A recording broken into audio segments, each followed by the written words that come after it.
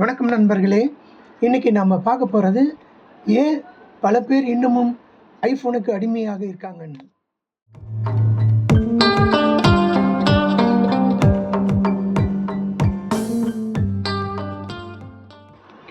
Simplicity தான் இவங்க மந்திரம். தேவையில்லாத கஸ்டமைசேஷன் ஆப்ஷன் நிறைய இருக்காது.